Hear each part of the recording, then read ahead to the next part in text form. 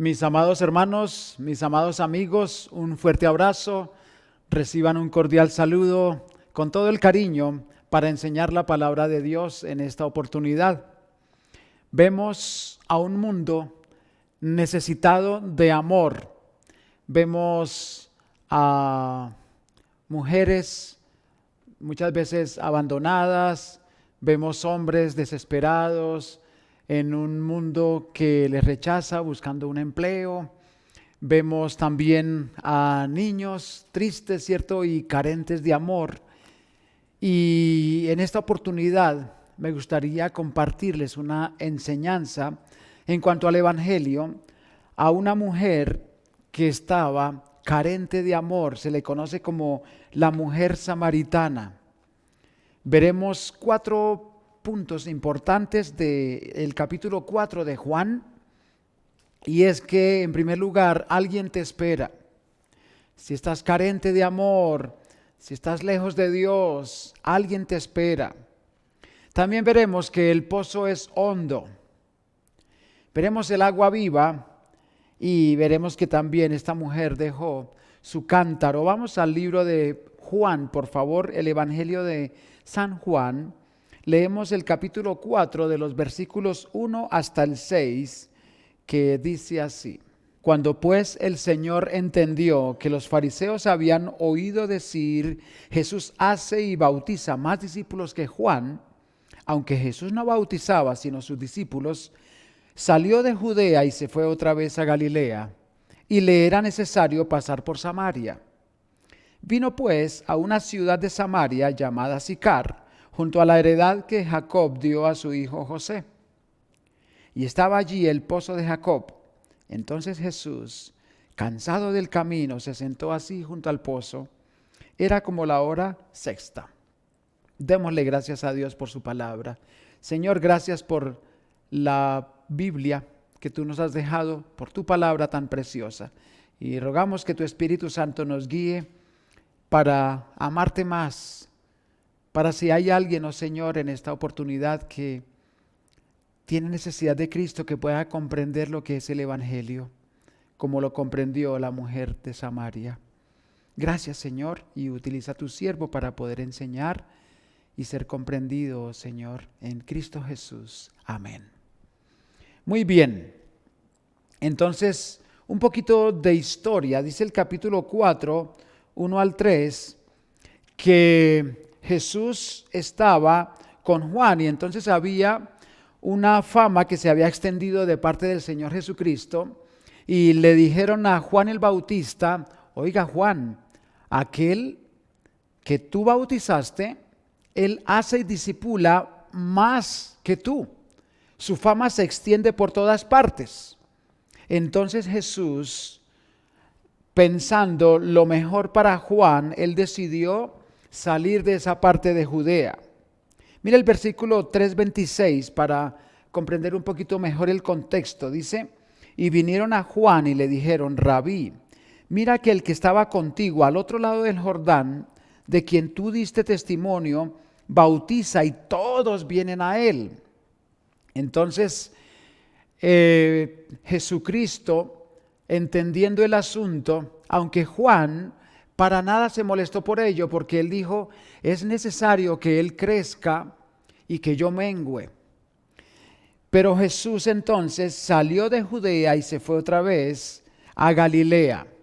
Y le era necesario pasar por Samaria. Ahí podemos observar en nuestro bosquejo en el mapa que sale de Judea y se va hacia Samaria. Por lo general, los judíos hacían la ruta más larga. Es que judíos y samaritanos no se trataban entre sí, eran enemigos de por sí, por unas cuestiones históricas que en el momento no hay tiempo de verlas, pero era concerniente a su religión, a que ellos entregaron a adorar a los Baales, a los del norte, y se mezclaron con otras naciones, y los judíos eran más puros, y por consiguiente ellos se consideraban superiores a los samaritanos. Y desde hacía siglos que no se trataban, eran enemigos. Entonces ellos lo que hacían era cruzar el Jordán, ir por el valle del Jordán en la parte oriental, y bien arriba entrar a Galilea para evitar pasar por donde sus vecinos, los samaritanos. Pero a Jesús le era necesario pasar por Samaria.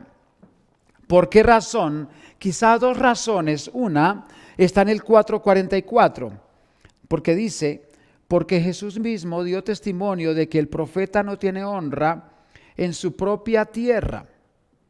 Jesús era judío y allí en Judea lo odiaban con toda su alma porque él había purificado el templo. Recuerden que Jesús purificó el templo dos veces, uno al principio de su ministerio y otro en la última semana, en la semana de pasión, después de la entrada triunfal. Pero aquí se refiere a la primera entrada o a la primera purificación del templo, donde Jesús saca a los mercaderes, a los que vendían palomas, los cambistas, y les dijo: habéis hecho de la casa una casa de mercado. Y Jesús no aceptaba ello, para que se cumpliese lo dicho por el profeta: el celo de tu casa me consume. Pero esto crió entonces odios, rencillas. Crió entre los fariseos, entre los líderes del pueblo, bastante antipatía hacia el Señor Jesucristo, y por eso quizá dice que le era necesario pasar por Samaria, le era necesario salir de Judea, porque el profeta no es honrado sino en su propia tierra. Entonces, o más bien, él no es honrado en su tierra.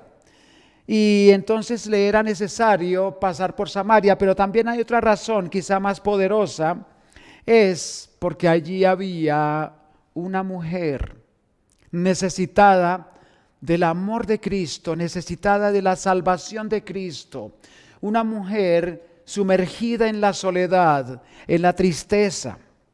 Y entonces, versículo 4:4 dice: y le era necesario pasar por Samaria. Vino pues a una ciudad de Samaria llamada Sicar, quizá es la misma Siquem del Antiguo Testamento, junto a la heredad que Jacob dio a su hijo José. Jacob, el hijo de Isaac, Isaac, hijo de Abraham. Entonces Jacob dio a su hijo José un pozo. Recuerden que el agua allí es muy escasa, entonces el agua es un tesoro impresionantemente grande, y por eso hacían pozos en la tierra. Y versículo 6 dice: y estaba allí el pozo de Jacob. Entonces Jesús, cansado del camino, se sentó así junto al pozo. Era como la hora sexta. Se sentó así junto al pozo. Esa palabra así quizás se refiere que él venía cansado, entonces se sentó así. Una palabra un poco más profunda es como cansado, como desmayando. Estaba deshidratado, la jornada había sido muy larga, la caminata había sido muy prolongada y era pleno mediodía. La hora sexta aquí se refiere al mediodía en el sol ardiente de aquel lugar. Entonces Jesús se sentó así como desplomado junto al pozo. ¿Y qué pasó allí? Versículos 7 al 12, el segundo punto. El pozo es hondo. ¿Qué se refiere a ello? Bueno, en primer lugar, Jesús rompe barreras. Versículos 7 al 9. Vino una mujer de Samaria a sacar agua. Mis queridos hermanos, para predicar el evangelio, para enseñar el evangelio a una persona, muchas veces tenemos que derribar barreras culturales, sociales, religiosas. Tenemos que ir con el amor de la palabra de Dios hasta los más necesitados del Señor. Estoy buscando la oportunidad de hablarle a un vecino de Cristo. Y estamos haciéndonos amigos muy lentamente. Es un hombre que siempre lo veo fumando y tomando tinto todos los días. Entonces toca romper esas barreras de temor y por fin sentarse y decirle que quiero hablarle de Cristo. En una o dos lecciones vamos a estar viendo cómo enseñar el Evangelio en forma sencilla a través de un modelo que es los 3 círculos. Pero entonces Jesús aquí rompe barreras sociales, culturales, religiosas. Versículo 7, vino una mujer de Samaria a sacar agua. Y Jesús le dijo, dame de beber. Recordemos, Jesús está sediento, pues sus discípulos habían ido a la ciudad a comprar de comer. La mujer samaritana le dijo, ¿cómo tú, siendo judío, me pides a mí de beber que soy mujer samaritana? Y ella da una razón política, social, porque judíos y samaritanos no se tratan entre sí. ¿No sabes que tú eres judío? ¿No sabes, oh Señor, que nosotros tenemos enemistad por siglos? ¿No sabes que somos enemigos por tiempos y tiempos? Nosotros no nos saludamos. Recuerda que los judíos, oh Señor, tú eres judío porque tu aspecto es judío y tu forma de hablar es judía. Cuando de pronto viene un judío por una calle y viene un samaritano por la misma acera, entonces el judío cruza la calle para evitar rozarse con el samaritano, porque para ellos es abominación entablar conversación, tener cualquier trato, aún rozar la ropa con un samaritano. Para ellos es odioso y por eso la mujer queda sorprendida y le dice, ¿cómo tú siendo judío me pides a mí como un favor? Eso no es posible. Judíos y samaritanos no se tratan entre sí. Para los judíos, un samaritano era algo despreciable y si era mujer, aún más despreciable. Ellas no eran apreciadas por los judíos.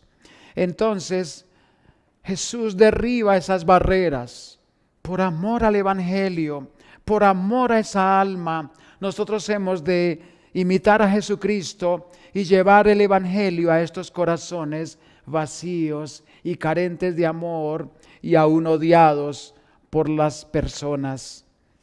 Versículo 10 nos dice, respondió Jesús y le dijo, si conocieras el don de Dios,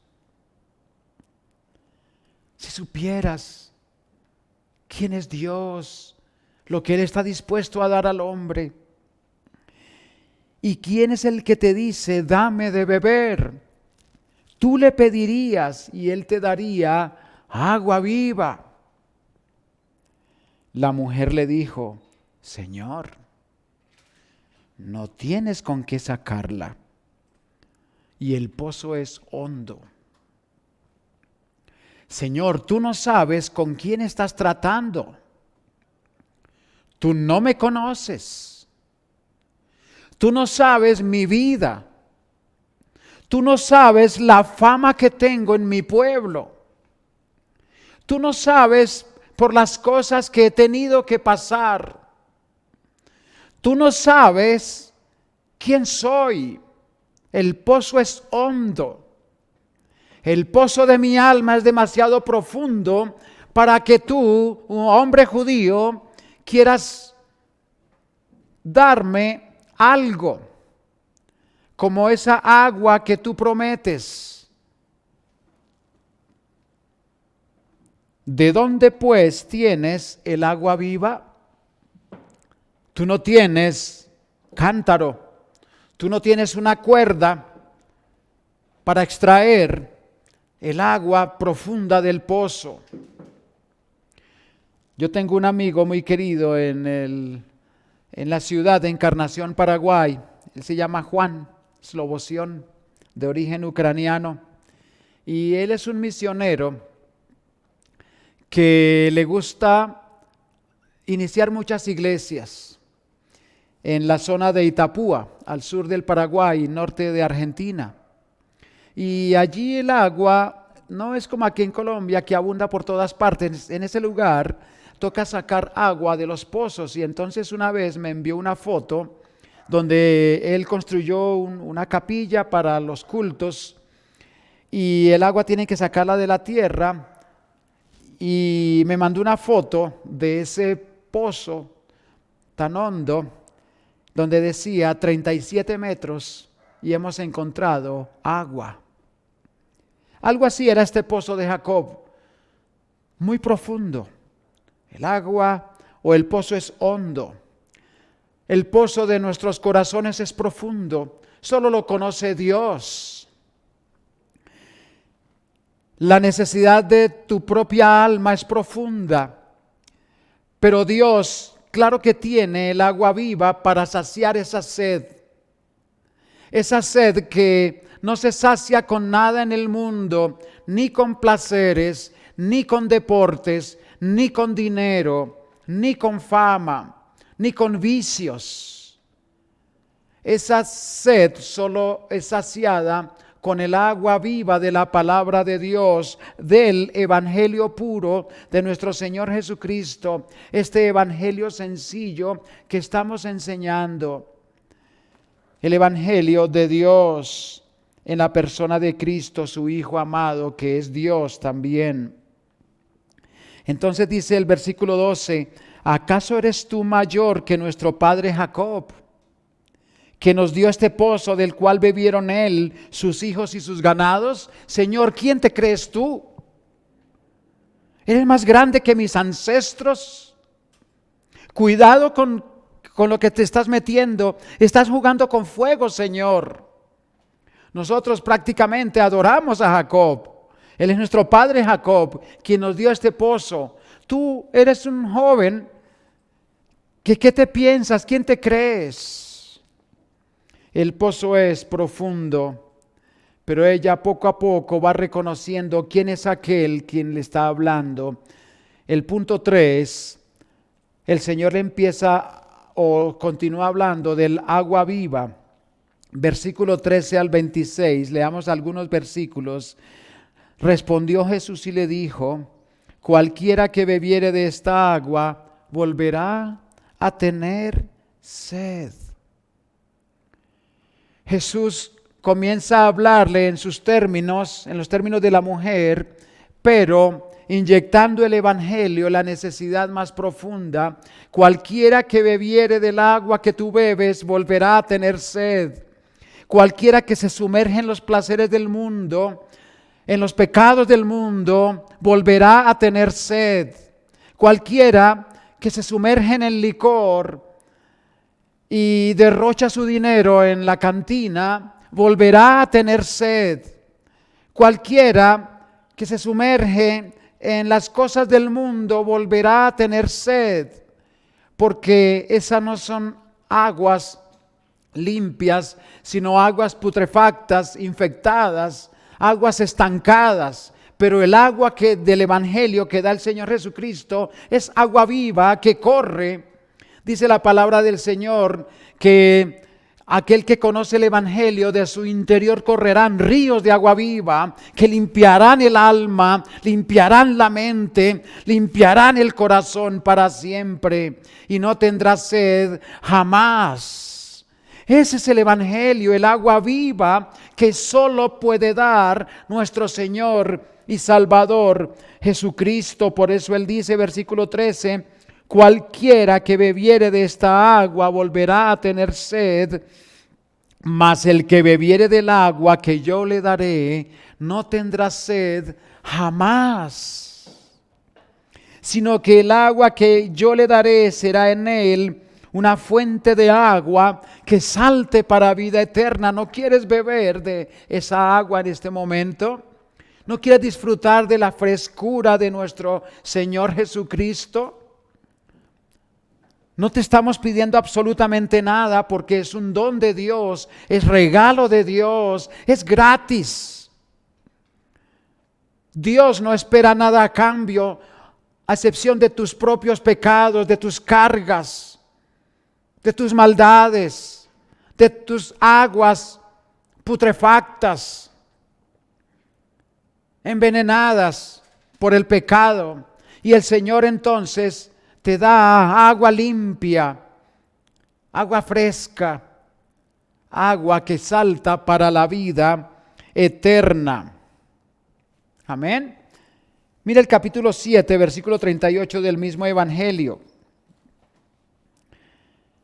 El que cree en mí, como dice la Escritura, de su interior correrán ríos de agua viva. Correrán ríos de agua viva. Y ya no necesitarás de las aguas del mundo. Ya no necesitarás sumergirte en el pecado para estar feliz, sino que el gozo verdadero está en Cristo. Entonces, versículo 15, nos dice la mujer: Señor, dame esa agua para que no tenga yo sed, ni venga aquí a sacarla. Dame esa agua, por favor. Claro, yo vengo aquí cada día. Y a propósito, un detalle es que era al mediodía y esta mujer estaba sola. ¿Por qué iba al mediodía si las mujeres iban a sacar agua, pero temprano en la mañana o al estar cayendo la tarde? ¿Por qué sería que ella iba a pleno rayo de sol? Yo creo que por lo que dice a continuación. Observemos. Ella le dijo: yo no quiero venir más aquí. Jesús le dijo, versículo 16, ve, llama a tu marido y ven acá. Respondió la mujer y dijo: no tengo marido. Jesús le dijo: bien has dicho, no tengo marido, porque 5 maridos has tenido y el que ahora tienes no es tu marido. Esto has dicho con verdad. Jesús la confronta contra su pecado, la pone contra las cuerdas antes de darle el agua viva. Para necesitar el Salvador necesitamos reconocer que somos pecadores.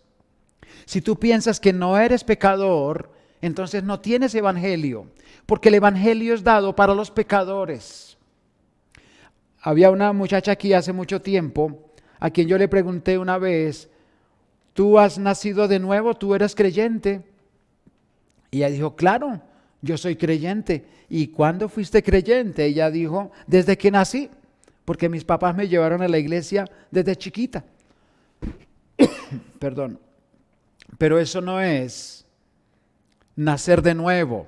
Nacer de nuevo es nacer en Cristo, ser lavado de sus pecados con la sangre preciosa del Cordero de Dios, con el Evangelio de nuestro Señor Jesucristo. Y entonces un aspecto fundamental es que somos pecadores, que tenemos que reconocer que el pecado está dentro de nosotros y que necesitamos el perdón de Dios para siempre, para ser limpiados, que nuestro corazón está sucio, contaminado, putrefacto, que estamos muertos en delitos y pecados. Necesitamos reconocer eso ante Dios y decirle: Señor, perdóname mis pecados y me entrego a ti con toda mi alma, porque tú me creaste y soy una criatura, pero estoy condenado al infierno. Pero tú enviaste a tu Hijo para salvarme, oh Señor, líbrame de mis pecados.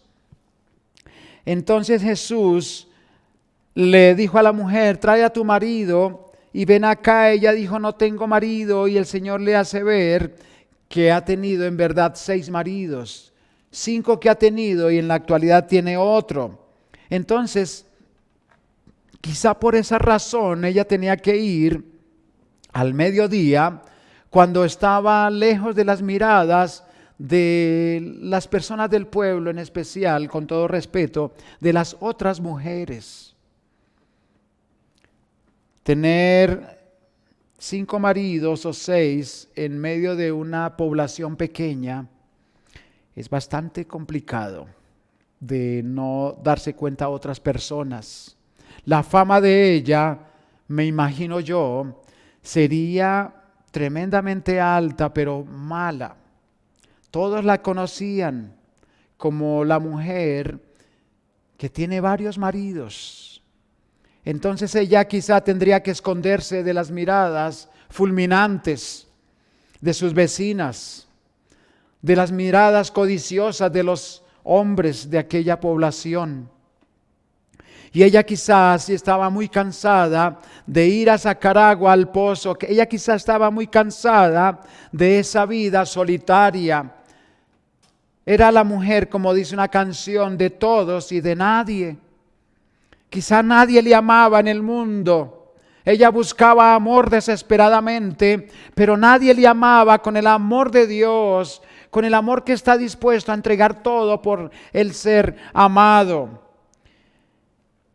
Y entonces hay otra barrera que se asoma ahí, no solamente las sociales y las culturales y políticas, sino también religiosas. Mire el versículo 20. Nuestros padres adoraron en este monte. Vosotros decís que es en Jerusalén el lugar donde se debe adorar. Jesús le dijo, bueno, Señor, en nuestro lenguaje, ¿cuál es la religión verdadera? Mis padres tienen una religión, ustedes tienen otra religión, y aquellos tienen otra religión, y los de allá tienen otra religión. ¿Cuál es la religión verdadera?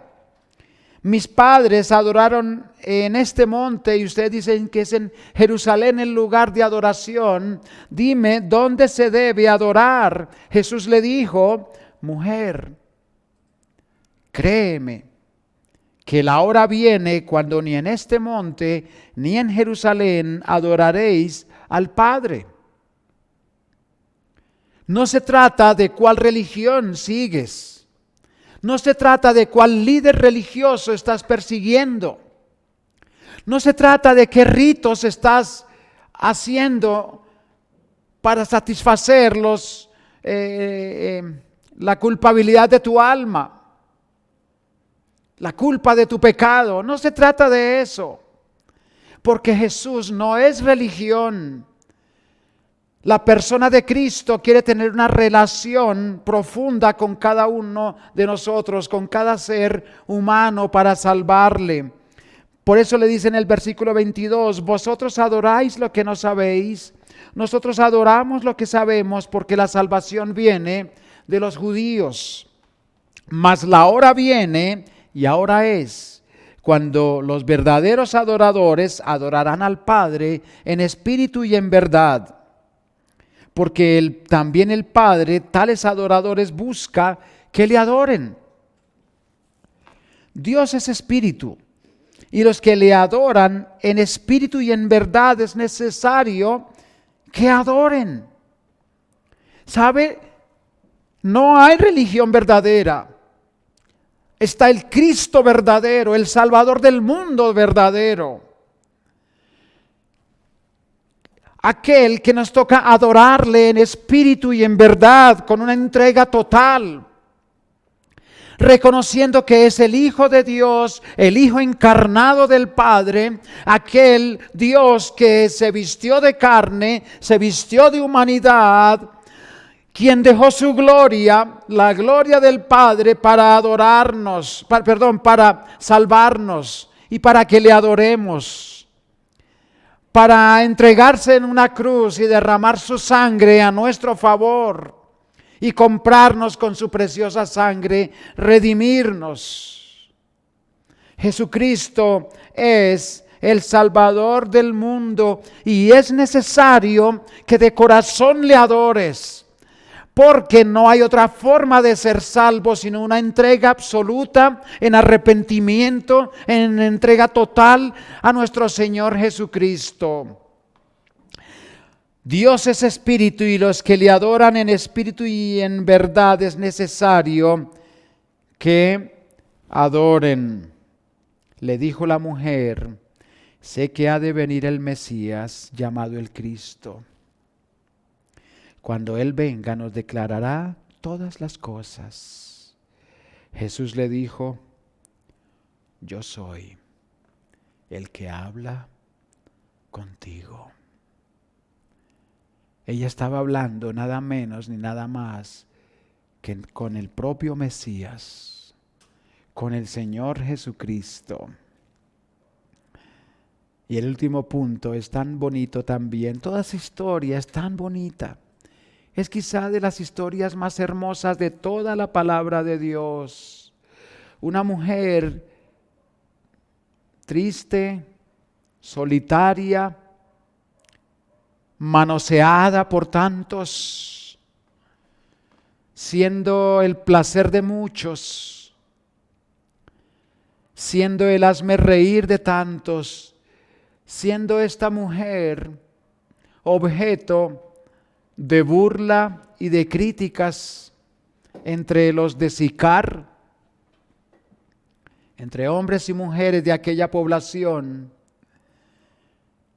Una mujer, la verdad que era el juguete vulgar de varios, y por lo cual una mujer que no conocía el amor de Dios.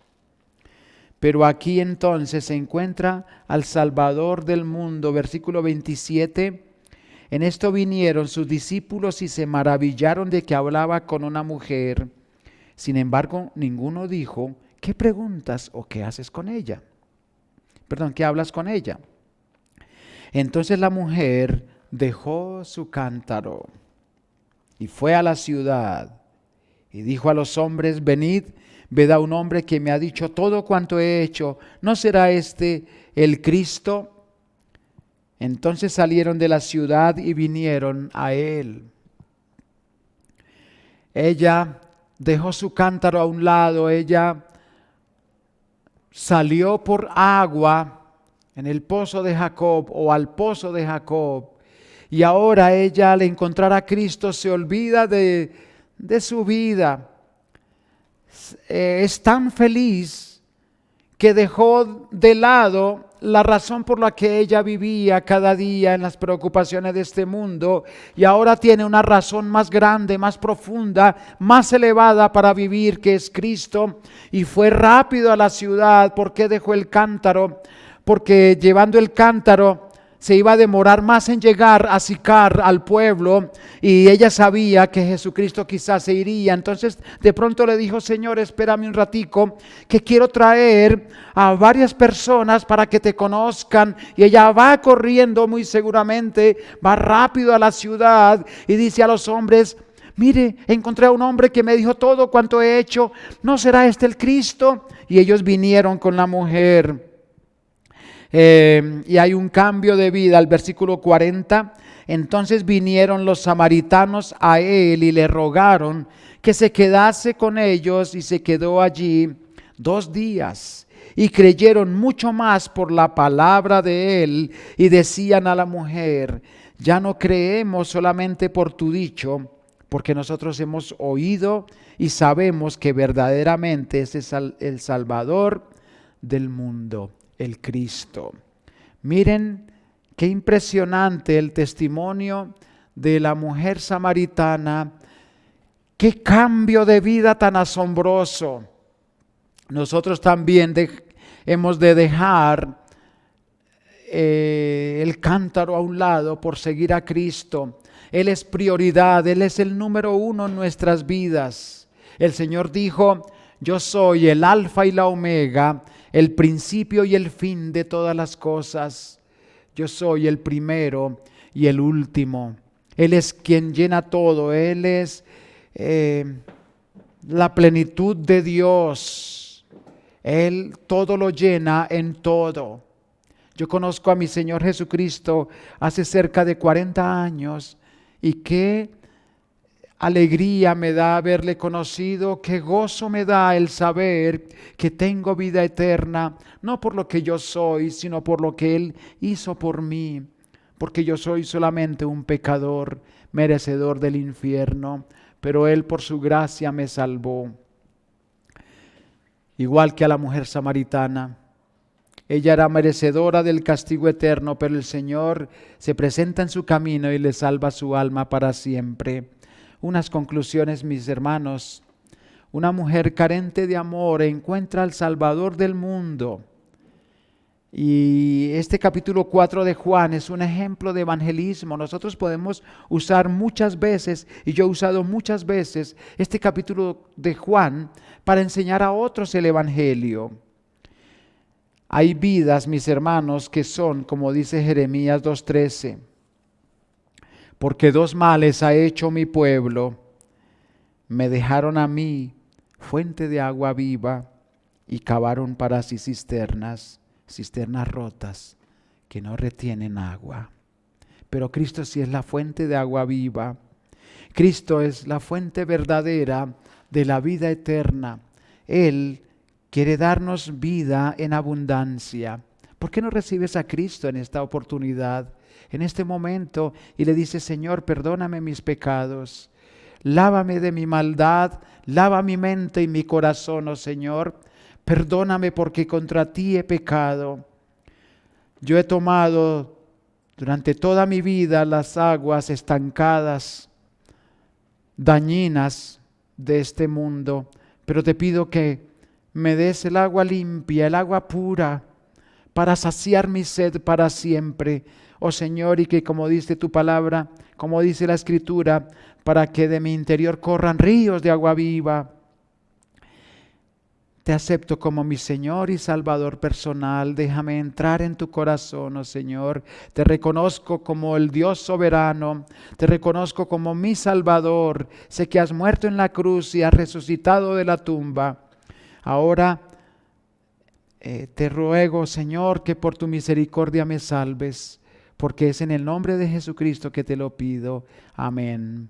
Mis queridos amigos, hermanos, Dios les bendiga para siempre. Les dejo con una canción, es de Ken Leroy, para que la disfrutemos y meditemos más en este pasaje tan bonito que acabamos de aprender, de leer, de ver en capítulo 4 de Juan.